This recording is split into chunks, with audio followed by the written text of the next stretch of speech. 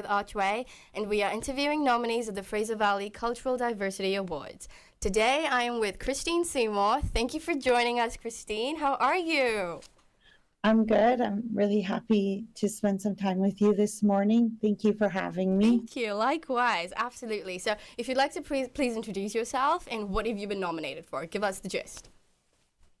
Eilatith, Slacia, Casta Chochat, Thalsquich, Talito Qua Chochwiuk, Shaishkoit, Casta, Holy Holtel, Squalix, Tilshwali. And I'm Aluyathyu Kwasai, Tetsiais Tlawel. I'm really happy to be here this morning. My traditional name that has been handed down to me from generations is Chochat and Salacia. My English name is Christine, and I'm really happy to be here with you this morning and to talk a little bit about the Diversity Award. I'm happy to introduce myself in my language. I'm not fluent in my language. However, I've been teaching my language since I was a new teacher over 20 years ago. In our culture, when you introduce yourself, it's important to introduce your elders and your family that have raised you and stood you up. And I introduced my parents, Shaishkowit, Gwendolyn Point, and Holy Hotel is my father's traditional name, Stephen Point.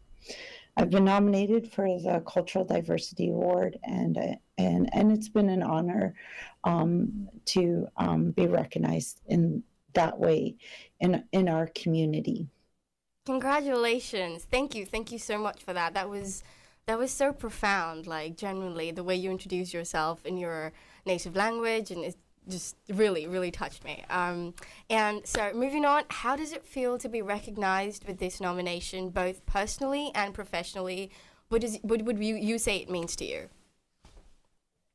Well, it gives me hope for our future generations. Right. And I think that oftentimes when you work as a professional, you aim to make change for future generations. And I was aware of these awards. I didn't imagine getting nominated for one, and it's an honor. When I was going to school, as a young person, as an Indigenous young person, my experience probably wasn't as hard as my father's or my grandparents. All of my grandparents attended residential school. My father was the first generation in the Chilhuyuk territory. I'm from the Chilhuyuk tribe, and we reside on the Chilhuyuk territory. When the settlers first came, they couldn't say Chilhuyuk. Instead, they said Chilliwack. And so Chilhuyuk is the name of my nation and the territory.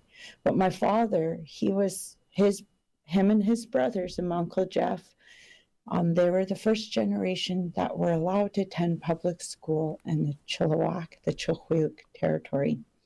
Right. I imagine my school experience wasn't as hard as theirs, but it wasn't easy. It wasn't easy to fit in. As an Indigenous child, my experience of the school system was different than other children. And as a teacher, it was my aim to remove barriers in the school system so that kids could attend school and experience have a better experience than I did. So a diversity award in our community, it's my hope it means that what I reflect on is my father gifted a canoe to the province of British Columbia. Wow. And it's in the museum in Victoria. And I remember at one school presentation, a principal asked my dad, "Why did you gift that canoe and what did it mean?" And while it represents a teaching of our people that we all are in the same canoe. We have to paddle together regardless of where we come from. That's amazing. So when I think about this award, I think about the teachings of my elders and the teachings that my father's passed down. Stephen point to me that we're here now together. We have to learn to work together for our future generations. So it gives me hope. That's what I've worked for as a teacher and now as a principal, and to make change so that we can paddle in the same canoe, go in the same direction, and work together, regardless of where we come from. Right. That's amazing. Wow. You inspire me. That is so amazing to hear. Wow. So moving on though, tell us a bit about your history. I know you touched a little bit upon it, but like what path, opportunities have your life taken to bring you where you are today with this work that you do? Since you spoke a little bit about change making and and all of us being on the canoe, just a little bit more. Yeah. Well, I I'm fortunate enough to have a very strong mother. Her name is Gwen Point, Okay. and she's had an incredible life, an incredible journey since a very young person. She's raised her family and put herself through school, and she's been pivotal in much of the change in education system provincially and locally in the Chilliwack School District, the Chilliwack School District. And but um, she was very much impactful in my education Oh. journey as well. Hmm. Uh, she was insistent that I go to school, Right. and I'm thankful because school wasn't easy for me, and for that reason I'm thankful she helped me finish, but also what it gave me was it gave me a goal and direction to do the same what she did for me for younger people, Hmm. especially my younger Indigenous brothers and sisters in school. I wanted to show them that they could do it, that they could finish. Hmm. You know, in the 80s, Indigenous grad rates were as low as 7%, and they haven't increased much since, but they have with the work. Um, they have, I shouldn't say they haven't, but they have increased gradually since the 80s. We definitely aren't at 7% anymore. And we're working to improve those graduation rates for our Right. Indigenous students. And so I really believe. I, I really believe that the only way we can move forward is if we put our differences aside and we work together. I think that we need to role model for our young people 100%. Yeah. how we want them to work together, to collaborate, and just like that canoe. What we say in our language is "let's a thala," in our language that represents a really big teaching of one heart and one mind. And I really believe that we need to stand up and follow those teachings, and especially in the school system, Hmm. and role model that for our young people, because that's how we want them to carry themselves, to Right. take care of one another, no matter where they come from or what background they come from. Right. To really know your roots and to really be grounded, right, at the end of the day, because they're your people and they're your family, right? Yes. That is so true. Wow.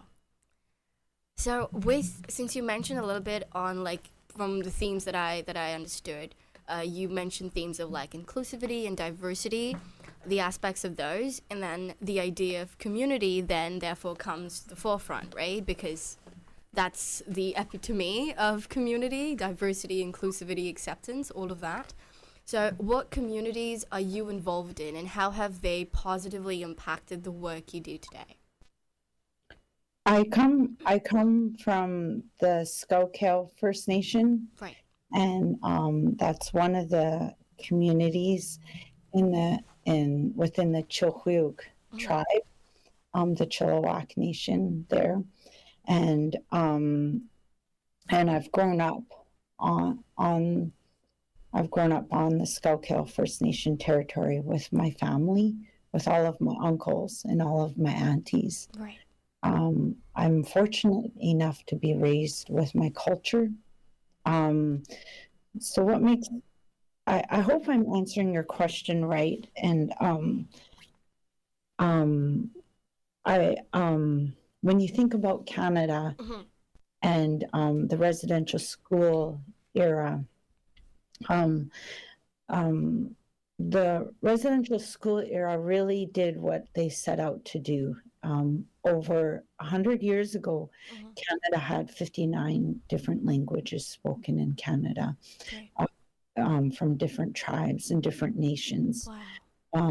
In 2007, the Canadian government determined that there were only 3 languages left, and 3 languages that were fluent. And none of those languages resided here in British Columbia. We have 39 different languages in BC that were spoken from the tribes throughout the province. All of those are either endangered or extinct.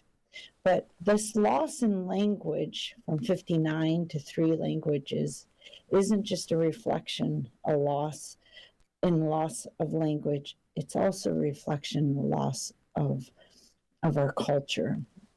But I was fortunate enough to be raised by my family, my parents, and my community. With our community ended up being able to hold on to some of our culture. Right. So I was raised by my uncles and my aunties, my Uncle Jeff, my parents, and with our longhouse and with our paddling and powwow dancing and singing and the sweat lodge. You don't see that in very many communities throughout Canada. I mean, various communities experience a different amount of culture and language. But if you think about the loss in 59 to 3, every community is unique. For sure, yeah.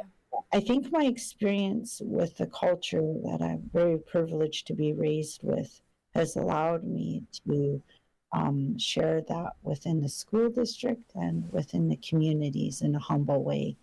And I've been able to share powwow dancing and paddling and revitalize our culture and language throughout the community and the territories. And it's been an honor and a humbling. It's been an honor to do so in a good way. I think that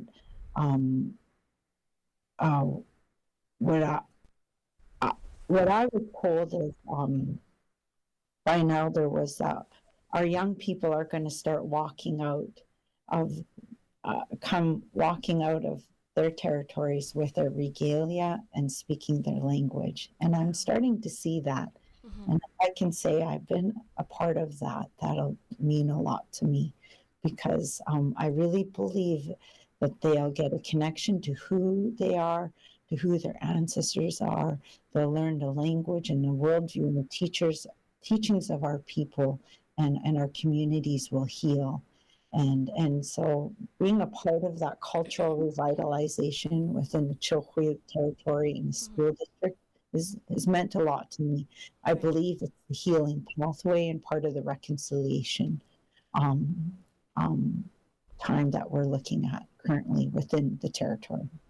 Yeah, no, wow. I could listen to you talk all day, like you talk so beautifully, actually. Wow, that's just, sometimes I'm like speechless. Do I even go to the next question or what? And it's up to you.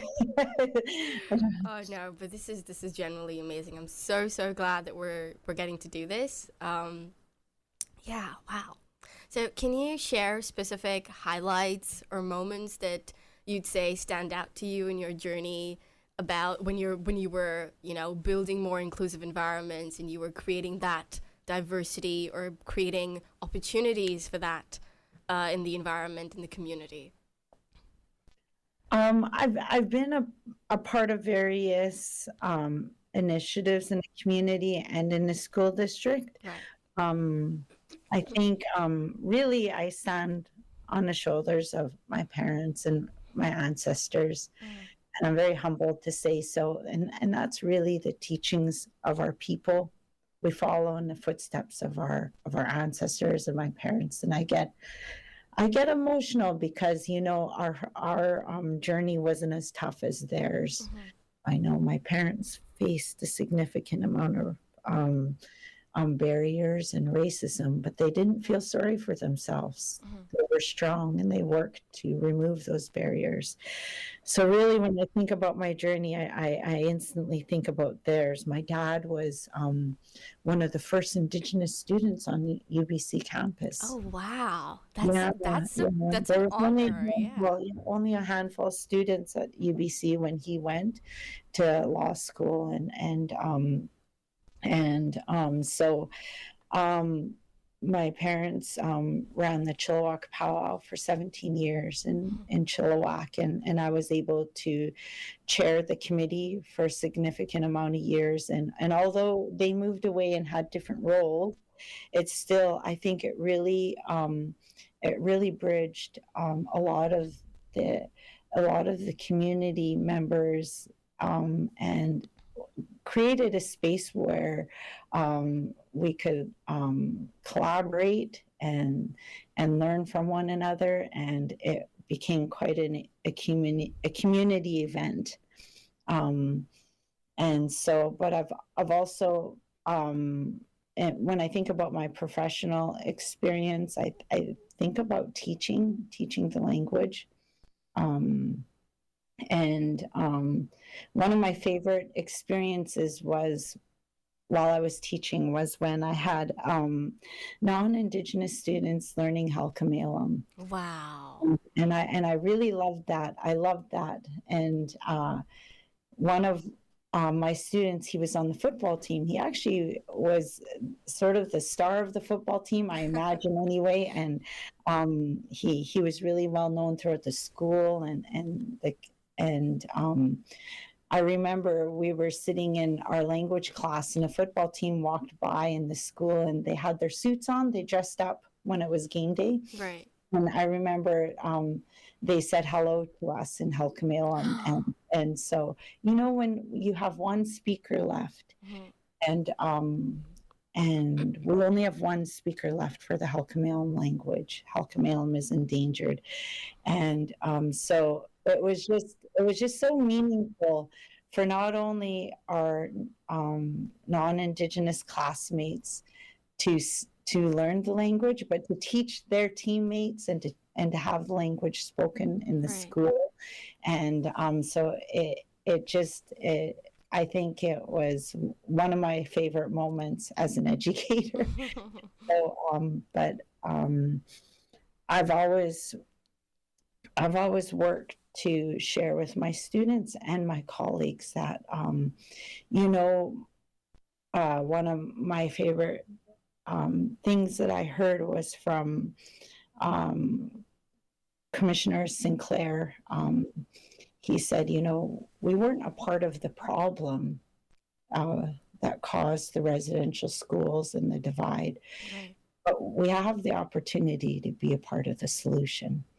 And so, and what does that look like? And I think it's working together and learning the language together. We can't do it alone. I can't revitalize the language alone as a stalwart woman. I have to do it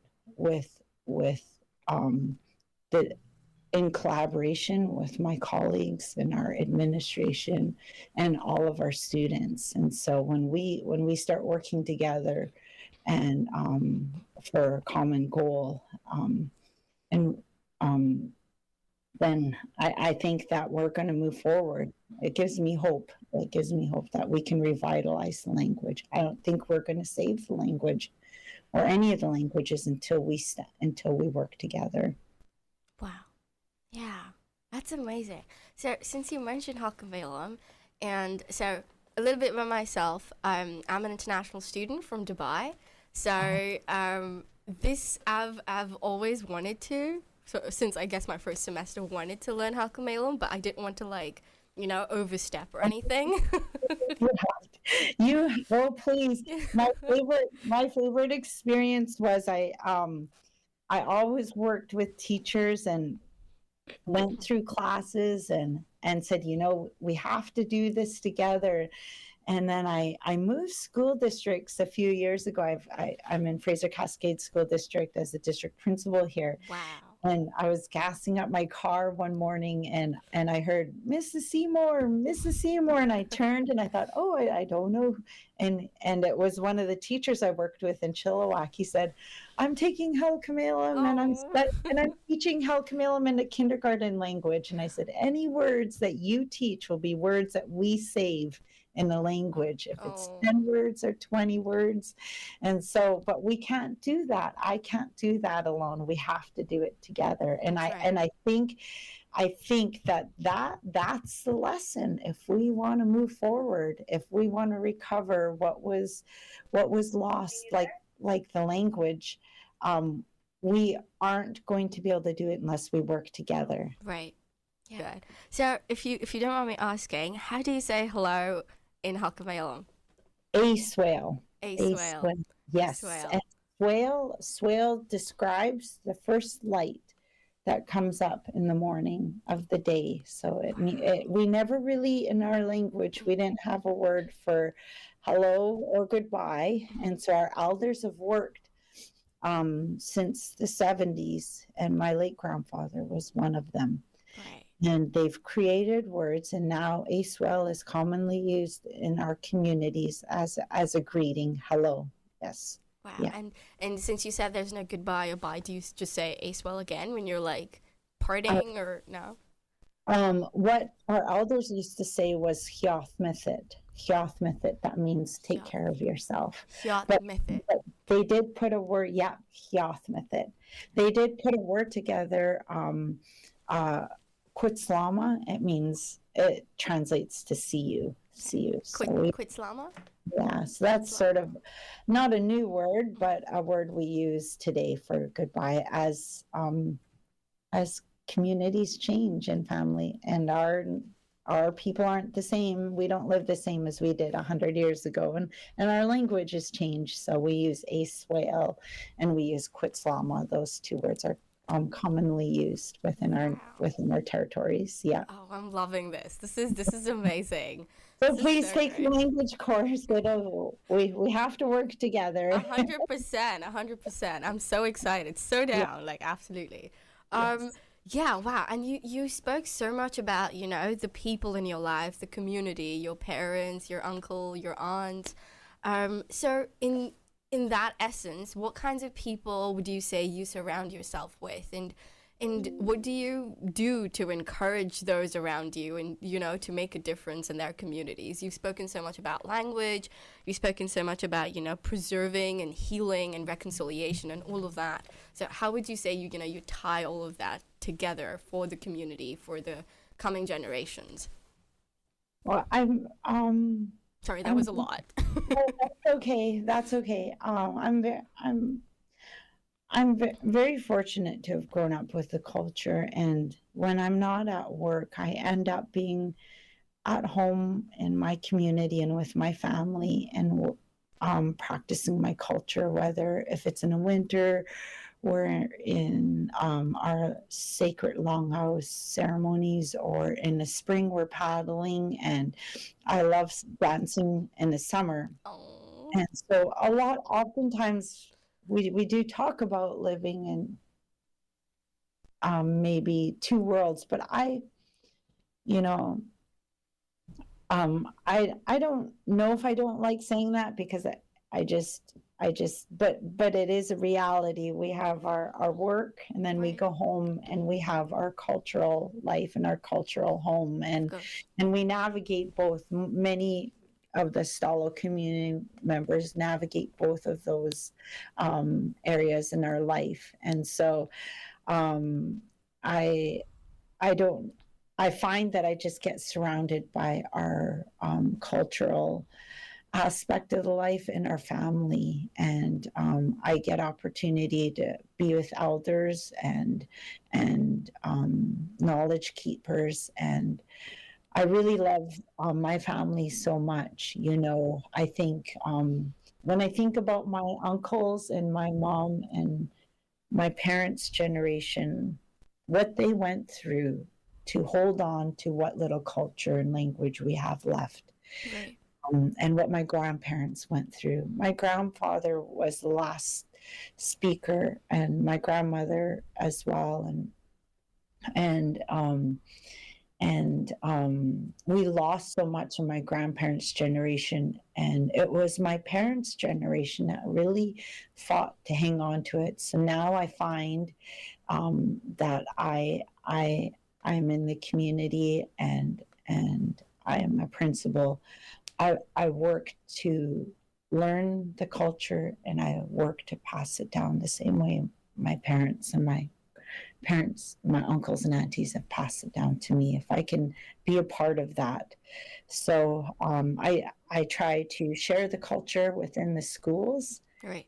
and the language, and I find in the schools, people are um, we're at a place now in the schools where teachers are really working to implement the culture into the curriculum. So there's a lot of work to be done yet. That's So true. yeah, Yeah. yeah. So I hope that answers. I know Oh yeah, it did. Yeah. myself, I end up my schedule is busy Hmm. between work and my cultural life, so I don't really get much of a choice because of, we follow the powwow trail and Hmm. the paddling trail, and oftentimes it's hard to keep up That's between right. Yeah. two aspects, our cultural life and our professional life. Yeah. No, I understand 100%. And Yeah, yeah, but that's what makes you you, right? There's different aspects that come together to make you you, yes, or and any individual for that matter. yeah. And you're doing incredibly well. You really, I feel from just this interview, I just feel like you're really balancing well. You're really putting those two aspects together in such harmony. So genuine inspiration. Like I'm just gonna say it. Genuine inspiration. That's what you are. Wow. Thank you, Haichka, thank you. You hope that, when you're busy and you have work to do, and there's lots of work to be done Mhm. in our communities and in our district. Right. Our communities still have the highest rates of suicide and the highest rates of addiction, Right. and so we have a lot of work ahead of us yet, a lot of healing. Hmm. And so we, if anything, this award just maybe helps me believe that we're moving in the right direction, that we're doing the work that needs to happen for our young people. Right. And so, yeah, so thank you so much. No, thank you. Thank you. And just like taking from your previous answer, and so you put it out really well. So just kind of taking from that, what kind of ideas would you say have the potential to make positive change in the world? And what specific changes would you like to see in your community going forward? And just from a worldview perspective, a Canada perspective, all of that. Um, I, I, I think that I do my best to carry the teachings from my family. Right. I'm a Stala woman from the Chilkoot tribe. I was raised by my parents and my family, and very fortunate and privileged to be raised in a cultural way. And it is my job to take those teachings and pass them on. I guess the one teaching that I hold on to and that I do my best to follow is the Letzamat Letzathala, one heart and one mind. Wow. And I think about the canoe my dad made for the province. Right. I think we really need to recognize that we're here. Nobody's going anywhere. That's what he said. He Hmm. said nobody's going anywhere. We need to realize we're in the same canoe, and and paddle and work together Right. for the same direction. And that direction might change, our goals might change, but if we can work together for wherever we're working to go. But I think with the same time, we need to really take a look at where we are and where we have been. Right. I didn't understand that piece for truth and reconciliation for a long time in my early years of education as a young teacher. But really telling the truth about where we are will help us see what we have left to do. Right. Even with just the language, we tell the truth and recognize the loss that's happened with just the language. It helps us realize the work we have left to do. We only have one speaker for our language in the Indigenous language of this territory in the Fraser Valley. Right. Well, that directs us to that we need to revitalize the language. Are we taking the steps to do so? Are we working together to do so? Right. And so I think that I don't know that I have any vision except for that I rely on the teachings that have been passed down to me by my family and my elders and my ancestors. And it's instilled in our language. It's instilled in our worldview that we take care of the land, that the ancestors are our land. It's instilled that we walk carefully on the land, and what our elders say is they're walking on the backs of our ancestors. Right. And so there's so many teachings that come from my ancestors and from my parents and my uncles and my aunties that I don't claim to have, that I just try to follow and pass down and revitalize and work to pass on the way I didn't have to fight for it the way my parents had to. Right. My grandparents' generation, not all of those kids came home from the residential school. Yeah, I heard. Yeah. And I've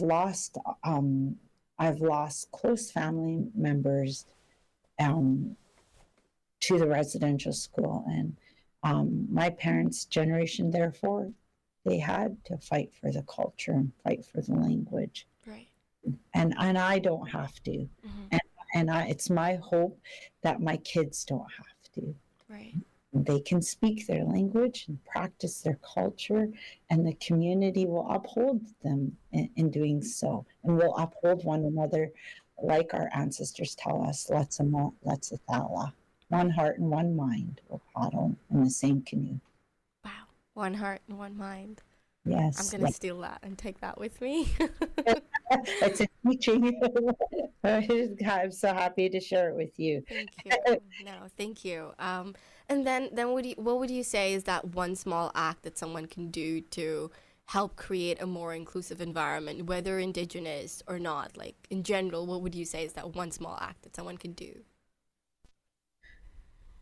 Oh boy. I think I don't mean to keep going back to the language, but that's where my heart goes. No, that's okay. And I guess, my background is in science. Wow. I had to teach a science course in every school I've walked into, in every school district I've always had to teach the language. And I think that, I don't think, and the reason I go back to the language is because I think it really is a community goal. Even if it's not, even if it's my language and not your language, I think it should be our community goal to revitalize and save the language. So if you learn one word in the language, that would mean the world to me. It would say so much. It would say so much to my younger Indigenous brothers and sisters to hear you speak the language. It was a few years ago, the Chilliwack radio station was sharing a word a day. Right. And I couldn't keep up to it when I moved to this position. It was quite a learning curve in this position in this school district. But to share a word a day would be would be great to learn a word or a greeting in the language. And um, our worldview and our culture and our way of life and was in our language, and we're working really hard to revitalize language. And I think that's a community goal. Yeah. And it speaks a lot to our collaboration and working together. So true. Inclusivity within the community. Yeah. And if it helps, I'm taking two words today. Israel and oh my gosh, how do you say it? Clipchamp. Yes, Clipchamp. Yeah. Or Letzamat and Letzathala. One heart and one mind. Sorry, say that again, please. Letzamat. Letzaman. Letzathala. Yes. Thank you so much. No, wow, that's amazing. And before we let you go, would you like to share just a few words of wisdom and just well wishes for your fellow nominees? Oh, just good luck, and it's an honor to be recognized with you, and I just wish you the best. I just wish everyone the best, and looking forward to the evening. So that's amazing. Thank you so much, Christine. Thank you. And Clipchamp. I hope to see you. I hope to see you sometime. I definitely would love to meet you in person and get to know you more. That would be great. Maybe we could have some tea sometime or something. Yeah. Totally. I'd love to learn your culture and just, integrate. It's just so profound to have people who have, mentalities and just that mindset to really grow, to change, to build. And while doing all of that, be inclusive and accepting of everyone else. It's hard to find that, and it's truly an honor to have someone like that in the community. So thank you so much. Aichika, thank you. Thank you too for your time this morning. It's nice to meet you. Nice to meet you too.